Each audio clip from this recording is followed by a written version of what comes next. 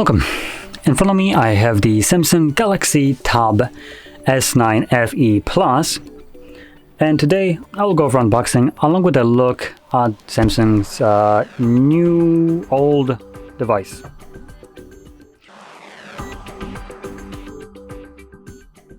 So let's get straight into it. So this is a refreshed slash budget version of their S9 series that came out about a half a year ago, and it aims to obviously just try to capture a bit of a bigger audience.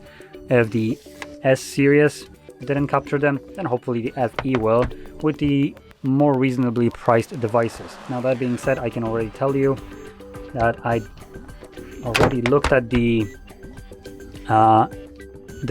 smaller FE version of this device, and it was cheaper at like 500 euros, but it was nowhere near being a product that is worth the money.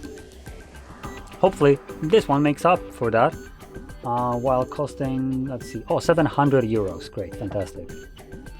And I can already tell you it is not going to be worth that much. Great job, Samsung, you done effed up again. So let's just get with the crapping on this device right off the get-go, so we don't waste any time. Great unboxing, fantastic. You just couldn't make it paper that actually doesn't like rip. It's a small nitpick, but it's an experience that counts. Some manufacturers make the experience good when you're unpacking your brand new device that you spent 700 euros on. For instance, just to bring up as a funny little example, Motorola might not have the best phones, but every time you unpack their new phones, their boxes are scented and they smell freaking fantastic. Here you get crappy little paper that rips and just makes you kind of salty about unpacking this. Anyway, moving down, we have a pen, which I guess we now come to expect from Samsung tablets, at least the S lineup, so that's good. And here we get a charging cable, Type-C to Type-C, and paperwork. So yeah, let's just throw that to the side. Okay, now turning on the device, first difference between the S9 Plus that got released half a year ago is the fact that that device came with an under-display fingerprint sensor. This one has it mounted as a power button on the side. So we lose the under-display sensor, and it's subbed for something a little bit cheaper.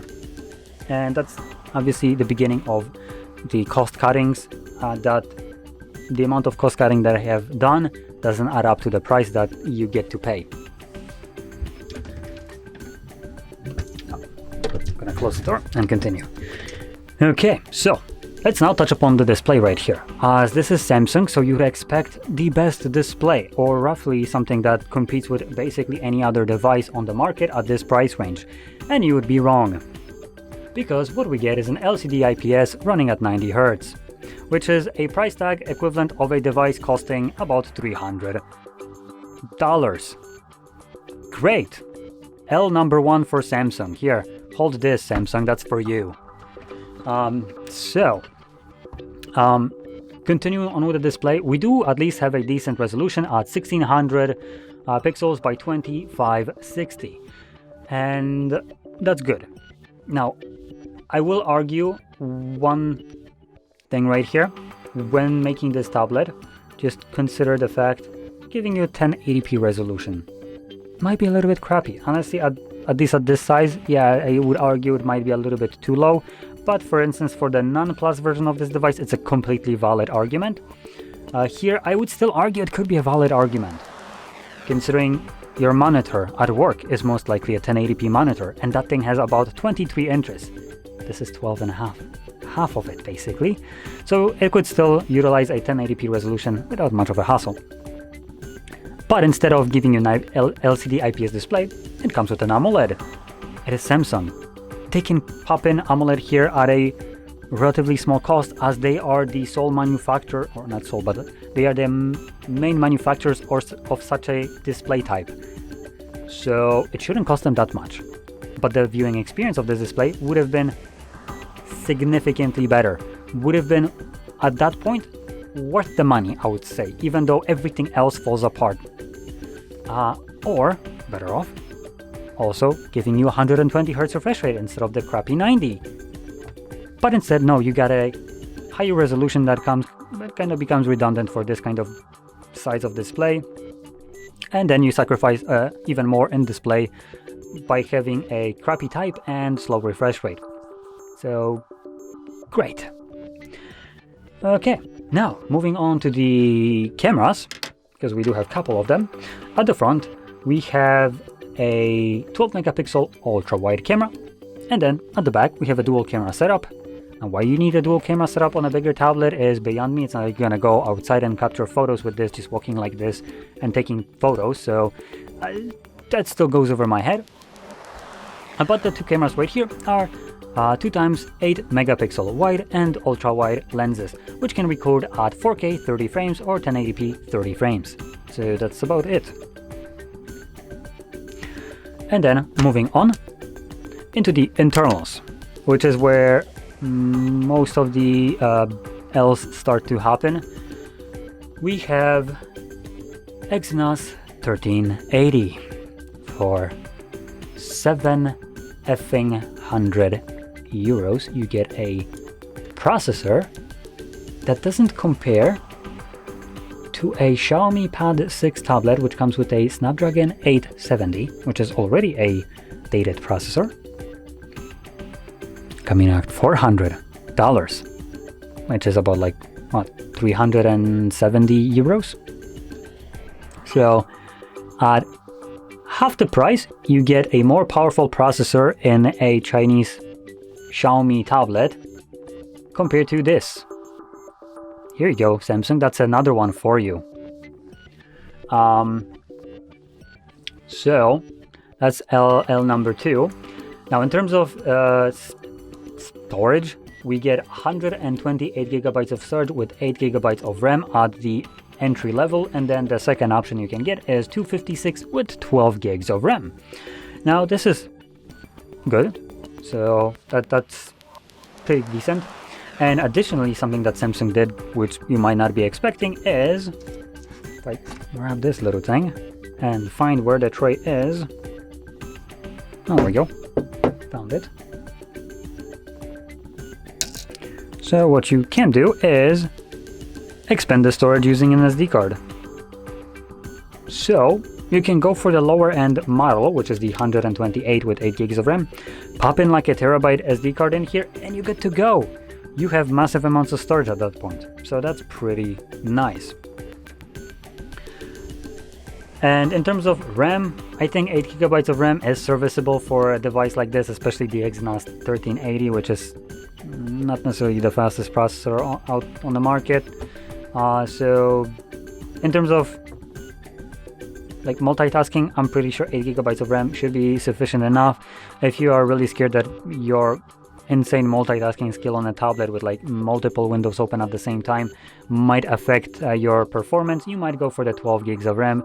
I believe it might be an overkill, but then that being said, this device allows you to use DeX, a default without, I think, a display, and with a display as well, which, if you don't know what DeX is, it's basically a desktop experience on your tablet, which would allow you to have multiple windows open at the same time and quickly switch between them, minimize them, maximize them, all that stuff, basically like your Windows would work.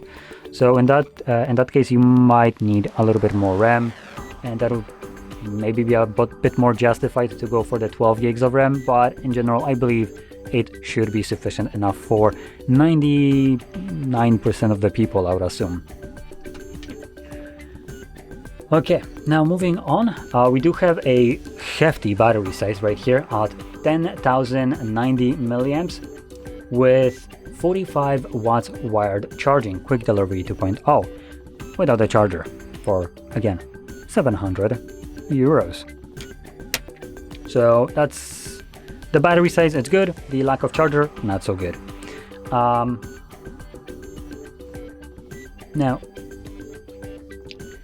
I'm thinking what else to say about this device, because honestly, the best way I can describe this device, it's underwhelming for the price. And I'm gonna give you a bit of a comparison, but before I do so, I want to give a question to everyone interested. Why are you looking at this device? Is it the pen that entices you? If it is, then that's great. It's Android with a pen. Don't have any problem with that kind of argument. You maybe are a creative type of person that want to draw on your tablet. Completely fine. Great. If you don't need a pen, why are you looking at this device? There are better alternatives for less money that will be faster than this and provide you better value for your money than what Samsung always does. Samsung never provides you good value for your money, and that is just a fact. You get middle finger from them at every device that they release, and you don't need to look far. All you need to look for is, for instance, this is the biggest middle finger that you can possibly find. You get to beta test their foldable devices for $1,800 that don't come with a charger and come with the same specs that the flips do at $800 less. You don't have 2 times more device right here, you just have a bigger device. So just kind of wanted to put that out there just so people know where I'm coming from and my kind of logic towards this. Now, that being said, if you are interested in checking out some other device that might be a bit better for you, if you are a power user and maybe you want to just have a faster device, so opening up applications and doing all kinds of like multitasking on your device is a little bit smoother, and maybe you want to play games a little bit better than this device can, then let me present you with an alternative being the Xiaomi Pad 6. Now, I will be honest, I primarily look at Xiaomi devices as a comparison just because over the time I found them to be the best value for the money. Now, that's also one of the reasons I can just go and type in Xiaomi whatever and find it easily. If I would be looking at other devices, maybe Realme, I don't remember Realme, for instance, having a decent tablet that would compete with this at a decent price, but I know Xiaomi usually does. And for instance, the Pad 6 is one of those devices. It will be on a smaller size, being at 11 inches, but it will be better. Also has an LCD IPS display, but has better display type, faster refresh rate, HDR10 support, Dolby Vision, 550 nits brightness, also Android 13. In terms of storage, it goes to 256, 8 gigabytes of RAM, so a little bit less, but the processor in here will be the more important aspect, which is the Snapdragon 870 5G processor, meaning it's going to be faster than this. And all that comes at about 400 euros at its release, which was in April 18th of 2023, so also a little bit further back. So not only did it cost less, it was faster, it also came earlier than this device. So I want to kind of hammer this down. This device is a newer device that is shittier than what other manufacturers offered at a lower price, and this didn't need to be this bad. I mean, that's kind of a bad statement. The tablet isn't inherently bad, but when you compare it to other options that you can get, it is compared to other products. And the problem with Samsung is they don't have much competition, so they think that they can just reign supreme over any kind of market with tablets, phones, or whatever else without much competition. But there is competition in terms of phones and tablets from Xiaomi. And we're talking about just the default one. In terms of foldable, again, not much of a competition. That's why Samsung can get away by selling shit like this for $1,800 to people for 3 generations, not changing almost anything. And this is basically one of those other devices that doesn't really change much. It's supposed to be the cheaper version of the S9 tablets, yet it's not significantly cheaper to justify that, and it is cheaper in terms of what you get. You get a crappier device compared to the S9, a little bit lower price tag compared to the S9, but for that price you can get a better device from other manufacturers, begging the question, why would you go for this? So yeah. Now I want to point out one thing with my comparison to the Pad 6 from Xiaomi. That tablet, if I remember correctly, does not come with a pen, and I don't know if it even supports a pen. So if you're looking for a device that has a pen support, so you can, for instance, draw, I urge you to check it out if you're interested in the Pad 6.